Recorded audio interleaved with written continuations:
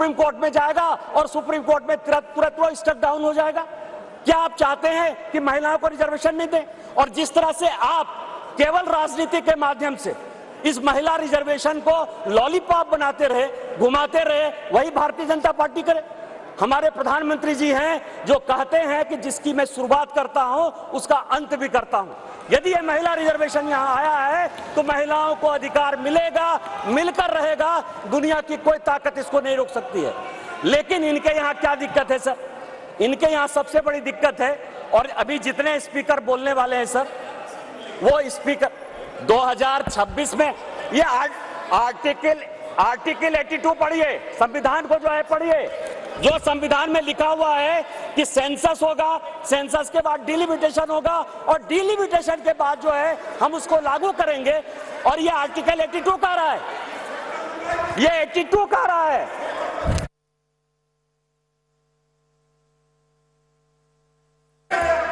Sir पूरे देश दुनिया में कोरोना के कारण लोग मरे, माननीय प्रधानमंत्री जी के कारण आज 140 करोड़ लोग बच गए। इस पार्लियामेंट को चलाने में आप जैसे लोगों को क्या समस्या होगी सर? लोकसभा, राज्यसभा, लॉबी, सभी जगह सांसद बैठकर कानून पास करते रहे। भाई मरता था तो भाई का लाश जलाने के लिए कोई नहीं जाता था, पिता मरते थे तो पिता का लाश जलाने के लिए बेटा नहीं जाता था। उस कोरोना से बचकर हम आए हैं 2 साल के बाद। आपका तो आपने क्यों नहीं कराया? आपने क्यों नहीं कराया? कितने लोग थे जो रोड पर घूम रहे थे? कितने लोग थे जो खाना खिला रहे थे?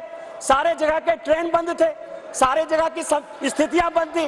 भागलपुर पूरा जो है भारत जो है किस तरह के विकट परिस्थिति में था सर? माननीय प्रधानमंत्री जी 140 करोड़ लोगों को बचा के लाए हैं, और सेंसस जो संवैधानिक चीज है उसको जब हम लागू करेंगे तो ये लागू होगा। आज आप कह रहे हो क्यों नहीं लागू किए? देश में फिर से ये गलत तरह का माहौल पैदा करने की कोशिश कर रहे हैं सर। 2020 और 21 के माहौल के बाद, कोरोना के बाद कैसे सेंसस लागू हो सकता था? कैसे सेंसस हो सकता था? और माननीय गृह मंत्री जी बैठे हैं, हमेशा कहते हैं कि मैं कोई गैर संवैधानिक काम नहीं करूंगा, कोई असंवैधानिक काम नहीं करूंगा। यदि सेंसस होना है तो उसका भी डेट घोषित होगा, सेंसस होगा, डिलिमिटेशन होगा और महिलाओं को रिजर्वेशन मिलेगा। यही तो इस बिल में है 334 से, जिसके बारे में कि माननीय कानून मंत्री जी कह रहे थे सर। लेकिन क्या समस्या है कि ये अपने जो 26 पार्टियों का एक जो घमंडिया गठबंधन बनाया है सर, इंडी अलायंस, उसके सारे नेताओं का मैं भाषण पढ़ रहा था। आज सोनिया जी जब बोल रही थी तो मुझे लग रहा था कि वो राजनीति से ऊपर उठकर बोलेंगे, क्योंकि वो अपोजिशन की आवाज थी। मैं उनका सम्मान करता हूं सर।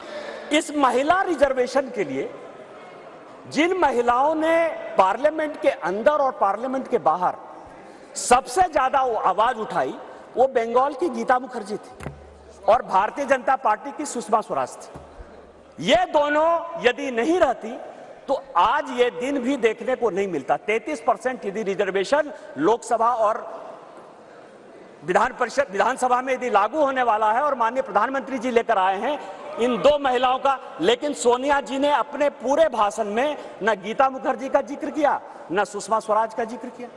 यह किस तरह की राजनीति है? अपना क्रेडिट लेना चाहती हैं कि हमारा बिल है। ये बिल आपका नहीं है, आप जो बिल लेकर आए वो गलत बिल है। और यदि इसके लिए किसी ने आंदोलन किया तो वो गीता मुखर्जी है, वो सुषमा स्वराज है। आपने ये नहीं बोलकर इस महिला बिल में भी राजनीति करने की कोशिश की। और आज का पूरा क्रेडिट जो जीता वो सिकंदर, जो गोल मारता है, यहाँ बंगाल के लोग बैठे हुए हैं, जो गोल मारता है उसी के नाम से गोल मारा जाता है। माननीय प्रधानमंत्री जी गोल मारने को तैयार हैं। ये भारतीय जनता पार्टी का बिल है और ये माननीय प्रधानमंत्री जी का बिल है, आपको ये मानना पड़ेगा। दूसरा सवाल है कि इनके जो अपोजिशन के लोग हैं सर, जो 26 पार्टियों का इंडी गठबंधन बना है, इसमें आप समझिए इनकी भावना कैसे है? महिलाओं के बारे में ये कैसा सोचते हैं? ये सोचते हैं, अब नहीं रहे, इसी सदन के सदस्य थे, राज्यसभा के भी सदस्य थे, इनके पार्टी के बड़े नेता थे अपोजिशन के, वो कहते हैं कि परकटी महिलाएं आ जाएंगी। क्या महिलाओं के लिए इस तरह की बातें होनी चाहिए?